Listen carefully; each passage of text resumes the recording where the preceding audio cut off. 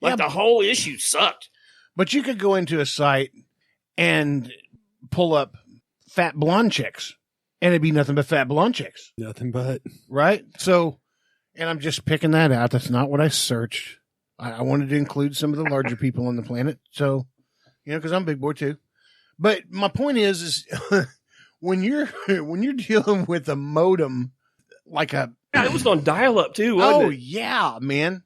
Like a 64 baud modem. You Oh know my how God. long? You know how long it took to download a picture? And remember those days you'd be on there, and then for no reason, you'd lose the connection. Just no reason at all. Yeah. And you'd have to go back through the dial-up process again. Oh, what a time. I had AOL, and then after AOL, I had CompuServe. I wonder what they turned it into. Dirt. Didn't you tell me that you know somebody that still uses an AOL email address? Yes. And here's the crazy part. That's Y'all. awesome. Are you ready for this? Well, I don't want people to email them. So hang on. Let's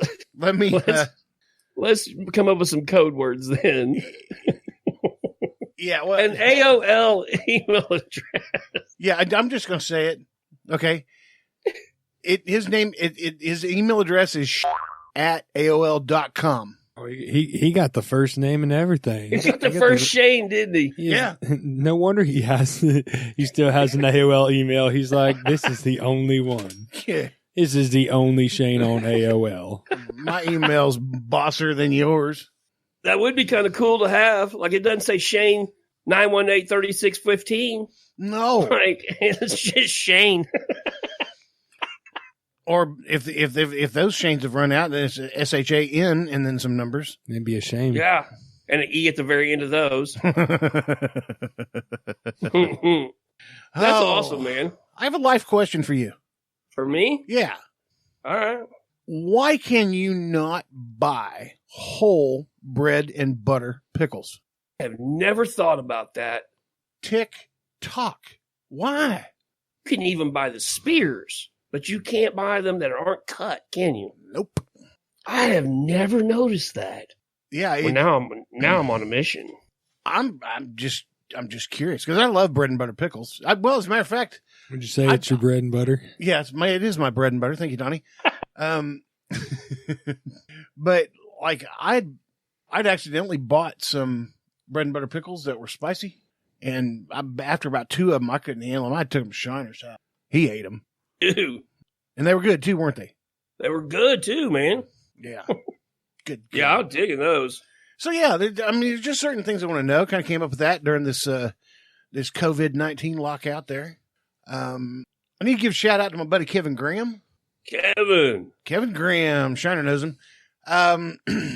He's you're not on Facebook, so you can't see this, but he's got this crazy Christmas picture where he's naked, sideways to the camera, on his hands and knees, with this weird face with a Santa hat on, and then a bunch of Christmas decorations around him, and it's we're in a little group. It's a roast beef party, is what we call it.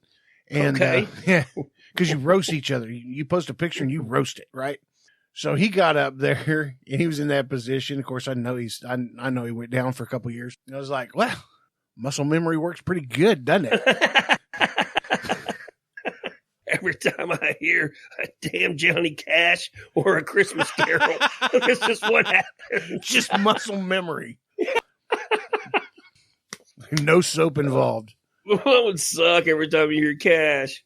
But it was good seeing that picture. I'm, we're not going to be able to get together with any of these guys next month because we're not having Rocklahoma.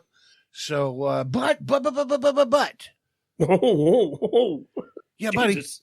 Guess who stepped up to the plate and said, you know what? Screw it. We're going to do it. Sally Jesse Raphael. How did you know? I saw it online. Well, that's not it, though. The NHRA, NASCAR's going back to NASCAR races, I think, middle of May. Real racing. But no fans are going to be involved. I was going to say no fans are going to be there, though. The first race that they have in June, the NHRA, fans involved. There we go. Come to the pits. Come have fun. Wow. Yeah. I'll be damned. So they're the first ones to step up, and you know, and this is kind of going to be that delicate balance race, you know, because everybody wants to be first, but nobody really. You got to have kind of balls on this one if you're going to take the lead and come out before somebody else does. You know what I mean? Yeah, you know, to chart those uncharted territories, right? So I told Shandy, I was like, if they indeed do that and they come back first. It'll be at the end of August, but I said, I promise you, I'll take you up to Heartland, Kansas, to the drag races. HRA race. And you will know what loud is at that point. If you think cup racing is loud, track cars are ridiculous. Or like the earth moves. They leave shockwaves. Yeah. There's a shockwave that comes off of it, and it hits you. Some of my favorite slow motion video to watch is the hang on. The back tire wrinkling and I can watch that forever, dude. Yeah, I didn't mean to steal your thunder. If I'm high and I can get on YouTube, I'm happy, bro. Like I'll watch that for hours. It just amazes me, man. What kills me, and Top Fuel too. You got the Funny Car and Top Fuel, but what causes that kind of flat distortion on the backside of the tire is that the car, that big wing on top of the Top Fuel car is putting like 6,000 pounds of pressure on the back, right? I mean, this is no joke. It is putting some hella pressure on that back. Because think about it. That car's moving 325 mile an hour. At 325 mile an hour with a wing like that, it's got a downforce created right there. Man. A lot. Yeah. So anyways, with that downforce, with the way the tires are, you know, they only put just a few pounds of air in those. Yeah. But as the wheel gets faster, the centrifugal force keeps it it makes it taller, but also makes it a lot more narrow. Makes it oblong. That's why you don't run a transmission in a Top Fuel car. The back tire is basically the transmission. Yeah. Because as you come up to high RPM on that motor, you know, as you're ramping up to that high RPM, that rear tire is also growing, kind of like you change gears about 3 or 4 times during that run. So it can run at 8,000 RPM from 60 foot all the way to the end and stay at 8,000 RPM because that rear tire is growing. It's like a constant velocity transmission that doesn't shift. I got fancy as shit. What's that? I said that all got fancy as shit. Oh yeah, sure. Wait. That's a way. I don't mean to get away from your physics lesson, but I just thought of something. You were talking about those pickles, and I don't know why that led into what else have I noticed that I think about, right? Which doesn't make any sense. But okay, all the video we have seen from around the world with people with COVID, what it's doing to countries. Can you name me another country that people have drawn things or printed things on the mask that they're wearing? That is totally just a USA thing. Yeah. Like, what is wrong with us? Why are we the only people on the face of the planet that are doing this shit? Well, and here's another thing too. That's how pretentious we are, bro.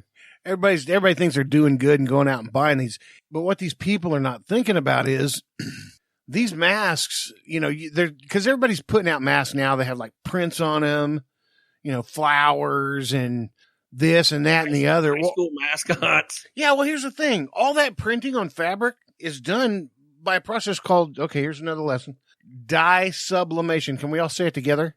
Dye sublimation. Right. And it's like a big inkjet printer blasting it on there for cloth, right? Except for the substrate that's being put onto it also takes up the pores of the fabric. So if you go look at a piece of just plain fabric, put it up your face. You can't move very much air through that. Yeah, you can't move very much air through those printed ones. Oh, that freaked me out. If you seal it to your face, and everybody's like, oh, I breathe fine in it. Well, you breathe fine in it because you got a bunch of holes around your mask, and it's not doing you any good. You're sucking in the outside still. Or the people that wear them around their chin, they drop them, they pull them down underneath their mouth, and like, way to go, bud, you're protected. And if you wear the same mask, like not just like for a 12-hour shift, but you're so low on masks, you got to keep the mask and use it the next day. Every time you talk, vapor comes out of your mouth. And where does it stick? On the inside of that mask. And what's it full of? Nutrients and bacteria that's on your body, around your body, or whatever. And if you happen to have any sickness, well, let's just stick that on the pile and grow it too. You could get sick from that petri dish of a mask. Well, when you think about that, I saw a chick at the gas station come out of there from buying a pack of cigarettes, take her mask off, and give it to her friend in the passenger seat who put it on, and walked in the convenience store to buy some cigarette. And I'm like, what? Like, do you people not understand what the term cross-contamination is? Like, yeah, if you don't wear your mask, we just look at you like you're a dummy. But if we see you exchange masks with somebody else, yeah, I'm going to call you out. Straight up. It took me a minute to be like, okay, I really did see that. Like, I mean, I couldn't believe it. Well, the one thing that has astonishingly been different is crime rate and theft rate have decreased immensely. Oh, no, I bet the old porch pirates are hating this, dude. Everybody's home. You can't just run up on people's porch and take their packages anymore. No. Might get shot. You know, that'd be a cool invention. Maybe you and I can dream this up on Saturdays. What could we do to put something on a porch that if somebody comes up on the porch, you can have one of those doorbell cameras that buzz your phone when somebody comes up there. And if you can just see who it is, and you don't notice them, I'm audibly on that phone and be like, step the fuck away from my house right now before something happens to you.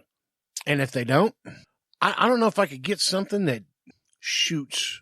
I've already got it in my squid head. dye or no. I've already got it in my head. As soon as you started talking about this, I started devising this. All right, let's hear it. We're going to use a continuum of force. We're going to go less than lethal first. Okay, yeah. So we're going to install. Remember that giant boxing glove that the Jackass guys had? So that's the first thing. The big hand, that just high five hand. Yeah. So when the dude delivers the package, he puts it on a pressure plate. And when you take it, the first thing that happens is that giant red boxing glove and a bunch of flour smacks you. Now, if you want to continue to try to take that package and you go for it again, then we need a device like a little arm that shoots out and just drops a flashbang on the porch with them. Honestly, all you would need is a small speaker, like inside the house. Mm-hmm. Okay. And so your speaker's inside in the interior of the house. In the interior of the house, right there by the door. Okay.